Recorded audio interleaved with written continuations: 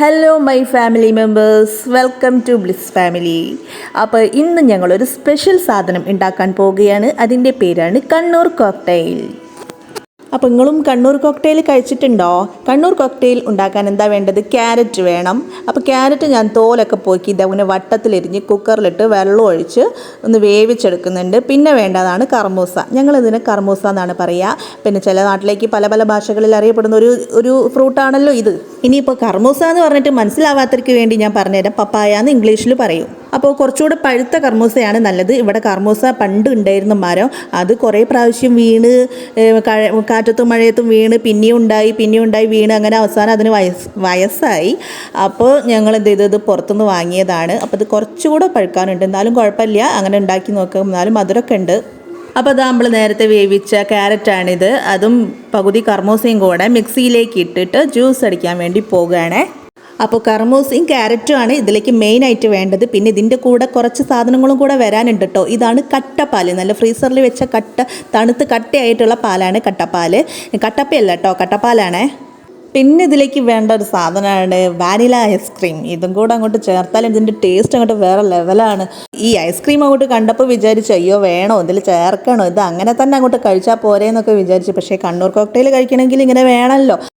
അതുകൊണ്ട് ഐസ്ക്രീം കഴിക്കാതെ ക്ഷമിച്ച് അങ്ങനെ നിന്നു. പിന്നെ അതിലേക്ക് വേണ്ടതാണ് പഞ്ചസാര. അത്യാവശ്യത്തിന് പഞ്ചസാര ഒഴിച്ചോളുക. അങ്ങനെ നന്നായിട്ട് ജ്യൂസ് അടിക്കുക. അങ്ങനെ ജ്യൂസ് അടിച്ചിട്ട് അത് പാത്രത്തിലേക്ക് അങ്ങോട്ട് ഒഴിക്കാം.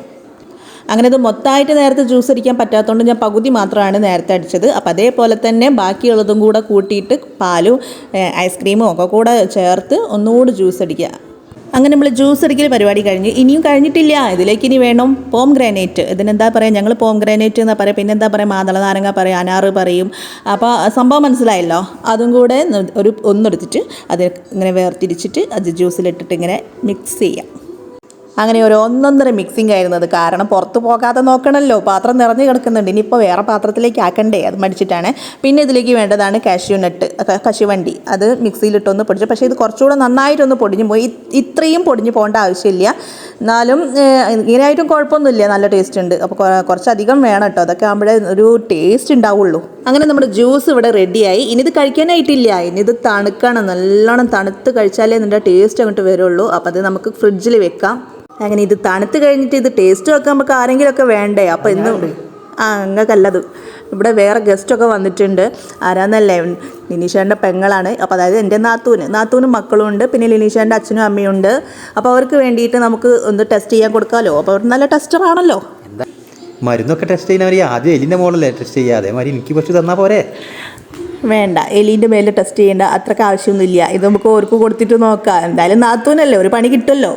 അപ്പോൾ ഇത് ഗ്ലാസ്സിൽ ഒഴിക്കുമ്പോൾ ഇങ്ങനെയാണ് കേട്ടോ ഒഴിക്കേണ്ടത്. നമ്മൾ കാഷ്യൂനട്ടും പോംഗ്രാനൈറ്റും എല്ലാം കൂടെ മിക്സാക്കി ജ്യൂസ് ഒഴിക്കുക. പിന്നെ അതിൻ്റെ മേലെ ഇങ്ങനെ ഡെക്കറേറ്റ് ചെയ്യാൻ വേണ്ടിയിട്ട് കുറച്ച് പോംഗ്രാനൈറ്റും കാഷ്യൂനട്ടും കൂടെ ഇങ്ങനെ ഇട്ട് കൊടുക്കണം. അപ്പോഴേ ഗിഫ്റ്റ് കിട്ടിയതാട്ടോ എനിക്ക്.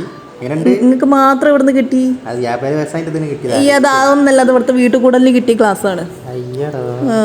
അപ്പോൾ അതാ ഡെക്കറേഷനൊക്കെ കഴിഞ്ഞ് നമുക്ക് ജ്യൂസ് ഇവിടെ റെഡി ആയിട്ടുണ്ട്. ഇനി നമുക്ക് ഓരോരുത്തർക്ക് കൊടുക്കണ്ടേ. അപ്പോൾ അതാ പെണ്ണ് കാണാൻ വന്ന പോലെ ഞാൻ അങ്ങനെ ട്രേലാക്കിയിട്ട് ഓരോരുത്തർ കൊടുക്കുകയാണ്. അപ്പോൾ ഇതാണ് നാത്തൂൻ്റെ മോനാണിത്. അപ്പോൾ ഓരോരുത്തരായിട്ട് എടുക്കുകയാണ്. ഇതാണ് മോളാണിത്. അപ്പോൾ മക്കൾ ആദ്യം കഴിക്കട്ടെ വെച്ച്. അപ്പോൾ ഇതിൻ്റെ നമ്മൾ ശ്രവ്യക്കുട്ടിയാണിത്. അങ്ങനെ ശ്രീകക്കുട്ടി കൊടുത്ത് അങ്ങനെ മക്കൾ ആദ്യം ടേസ്റ്റ് ചെയ്യട്ടെ എന്ന് വിചാരിച്ച്. പിന്നെ നാത്തൂനെ ഒന്നും വീഡിയോയിൽ കാണിച്ചിട്ടില്ല, കാണിക്കണ്ടെന്ന് പറഞ്ഞതാട്ടോ. കാരണം എന്താ പറയുക, മൂപ്പത്തി മേക്കപ്പ് ഇട്ടില്ല. അപ്പോൾ മേക്കപ്പ് ഇടാത്തതുകൊണ്ട് എന്നെ എടുക്കണ്ടെന്ന് പറഞ്ഞ്. പിന്നെ എന്നെയും കാണിക്കുന്നില്ല, കാരണം ഞാനും മേക്കപ്പ് ഇട്ടില്ല. പിന്നെ എന്നെ കാണേണ്ട ആവശ്യമൊന്നുമില്ലല്ലോ, നിങ്ങൾ കണ്ടതാണല്ലോ. അതൊക്കെ പോട്ടെ. അപ്പോൾ അത് നമുക്ക് ഒരു എക്സ്പ്രഷൻ നോക്കുക, അതാ എങ്ങനെ ഉണ്ട് എന്നുള്ളത്. അങ്ങനെ സൂപ്പർ എന്നൊക്കെ പറയുന്നുണ്ട്. പക്ഷേ ഞാനും കുടിച്ചിട്ടോ, നല്ല അടിപൊളിയായിരുന്നു. നല്ല കുറച്ച് കട്ടിയായിട്ട് വേണം ജ്യൂസ് ഉണ്ടാക്കുമ്പോൾ. അപ്പോൾ നിങ്ങളെല്ലാവരും ഒന്ന് ട്രൈ ചെയ്ത് നോക്കണം കേട്ടോ. കണ്ണൂർ കോക്ടെയിൽ അടിപൊളിയാണ്. അപ്പോൾ ഞങ്ങളെ ഒന്ന് സബ്സ്ക്രൈബ് ചെയ്ത് സപ്പോർട്ട് ചെയ്യണം. Okay, thank